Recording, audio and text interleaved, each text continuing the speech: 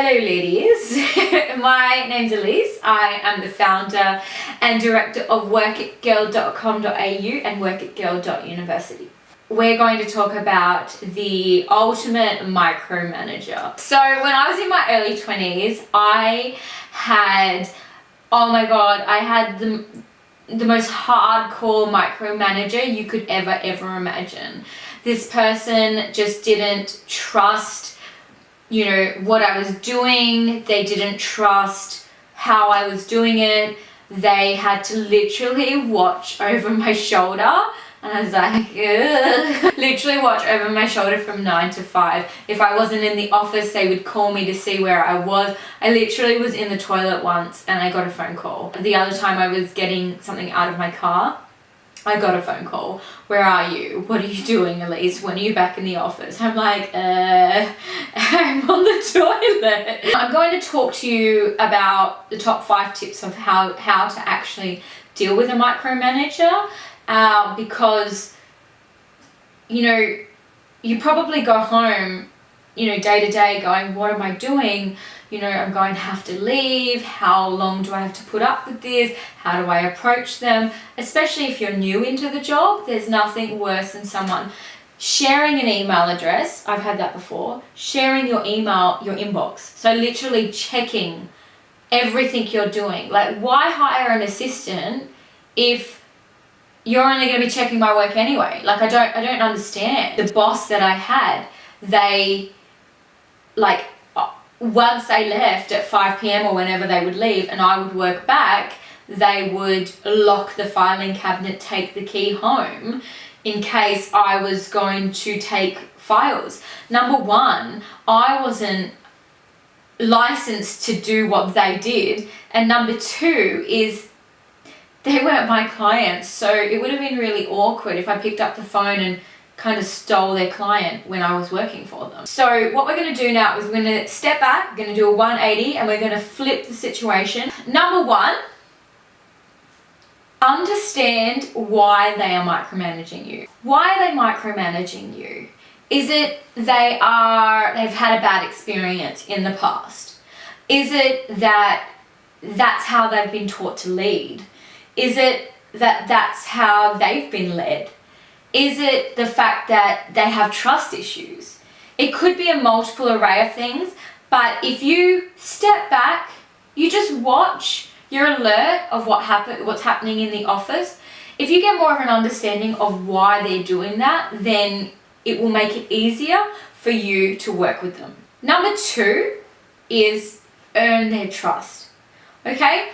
So let's not suck up to them. Let's not be over the top when it comes to befriending them, but earn their trust. And this may take 1 month, 2 months, 6 months. It might take up to a year.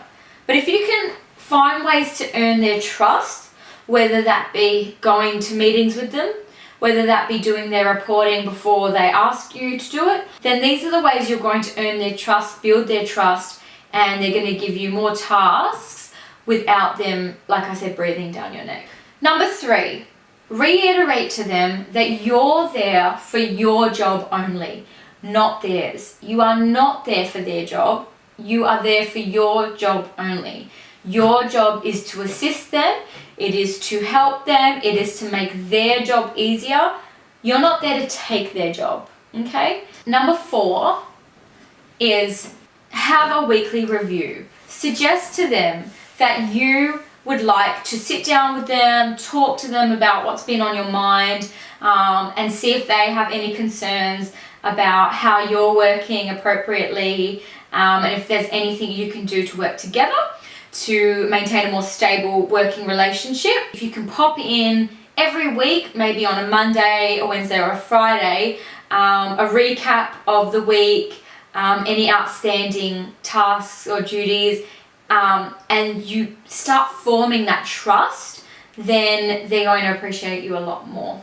Number 5 is talk to them, okay? Now this might be a bit of a hurdle for people that aren't as confident or aren't as confrontational. However, it works wonders. If you sit down with them over coffee, a casual environment, and just talk that, you know, when you took this job, I assumed I would have a lot more of a role that was autonomous, and, you know, they don't necessarily need to be there watching, you know, your every move. And, you know, once you've finished a task, you're happy to send it off to them, get reviewed, and talk about it. But, you know, you work a lot better on your own. If you can execute that and kind of tell them that, and they understand that, then that may give you a little bit more freedom and a little bit more time alone. Number 6, if the last 5 tips don't work, then I'm only telling you this because I've been in your situation, and that is run. Like, get out of there. Like, seriously, you're just gonna be miserable, okay? So I'm giving you permission to, like, start looking for new work, because at the end of the day, it's gonna be their loss. If they cannot learn to lead and manage, and leading and managing means putting trust in others, then they're going to have a hard time keeping staff, okay? So just, girl, bye Felicia, okay? Enough's enough. So good luck to all of you. I will speak to you very soon in my next video. Bye!